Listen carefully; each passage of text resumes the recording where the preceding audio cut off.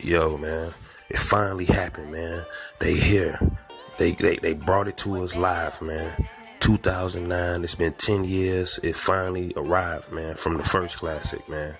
And if you're a real fan, you know why I'm not gonna call this a part two. This is a whole nother thing right here. We know what was said. Currency, Wiz Khalifa, Taylor Gang, Jet Life, man. They came together. They did their thing on this, man. That's a definite fact. This is a great project, solid project. I don't know if I'm gonna say it's better than the first one yet, but shit, it might be.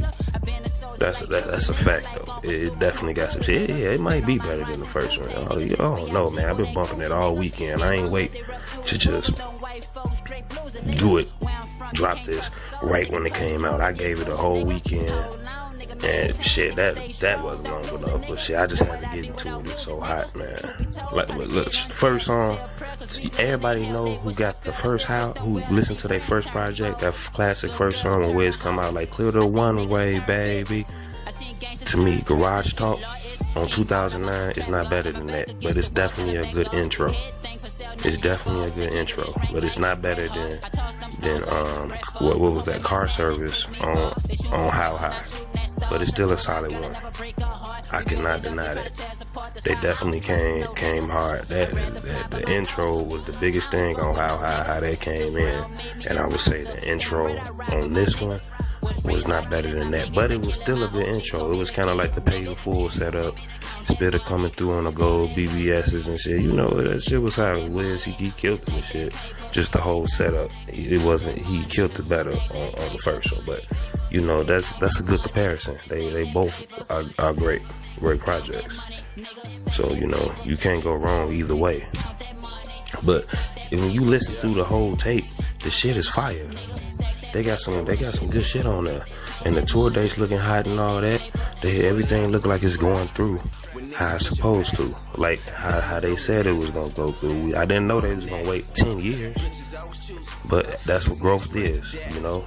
You gotta be patient.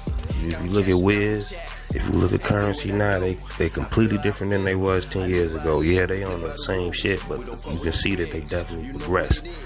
Their fathers now, older, you know. They ain't doing like how they used to when they was younger. They got their business set up a lot straighter. They in the studio and shit. It's going down, man. Look at the growth of Spitter, man. He started off with Master P, with the 504 boys, going to Young Money, and then he the Jet Life, man. He definitely like underground OG for real. And ever since he linked up with Wiz and dropped How High, shit been taking off ever since, man. He's definitely a legend, and Wiz, he a legend in the making too. Wiz, he definitely on the come up. He a little bit younger. He still got a few more years, but everybody know Wiz is gonna be a fucking legend. He a young legend right now. He a young OG right now. Currency, it's established. He a legend. We know that. So by them coming together, man, and making that shit happen, the shit is official, man. Niggas was waiting on that for Spitter too, cause he released a hot ass tape with Freddie Gibbs last year. That shit was fire. So niggas like, man, when you gonna drop that shit with Wiz? And shit, after the weed and instrumentals and shit, he brought that shit through. The shit was so fire though. But back to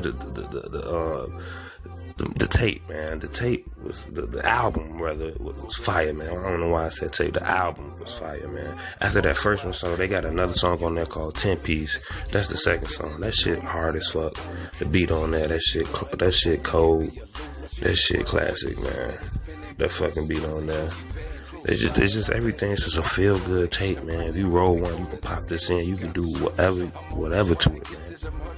You can put this on, get a lot of shit done. They snapped on there. They ain't really got too many features on there. They got Ty, you know. They got Problem. You know, I think they got TY on there. Other than that, they just kept it with them two, like kind of like on the first one. They ain't have too many features on the first one, though. I thought they might have would have had a lot of features on that one, but they didn't need to have a lot of features. But 10 Piece was hot. Shit, Ben's Boys, the Ty Dolla $ign, that's one of my favorite songs on the fucking album. But Life, Find a Way Out, it's a whole bunch of, to me, the last 4-5 songs on the album, to me, I like they want some of their best songs they ever did together. They brought out the best with each other. That's a fact.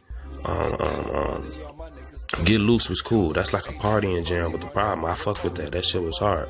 But Stone Gentleman, motherfucking First or Last, Plot Twist, Bottle Poppers, and Forever Ball, that's that shit that you just vibe out to. That's that crazy like life shit. And like Currency was spitting that shit through the whole thing. Still that inspirational shit. He said, don't you dare call this shit a part 2. This a whole nother animal. This that mankind mandible. That motherfucker was not playing. His Currency bars was on a whole nother level. Spitter fans know how Andretti put it down every time. That's a fact. We all know that. We already know that. But they got like some of the songs like I don't. It's what 14 songs on there. Some of the songs on there that I don't. Well, I like them all. Eastside, I mean, I like them all. I can't say some I like better than others, but it's not one song on here that I can say is trash or it's not good or that I have to delete. It's a whole solid project. We needed this right here. This a fact. You can just see the chemistry on this. Most motherfuckers do a project together. You can tell them motherfuckers just sent the shit digitally, the verses. It's no, you don't feel the vibes on that. It's just two motherfuckers rapping over with instruments over their voice, auto-tune over their voice. These motherfuckers, you can feel the brotherhood when they rap.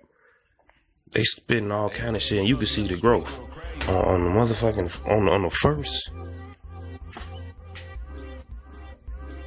first album they had together.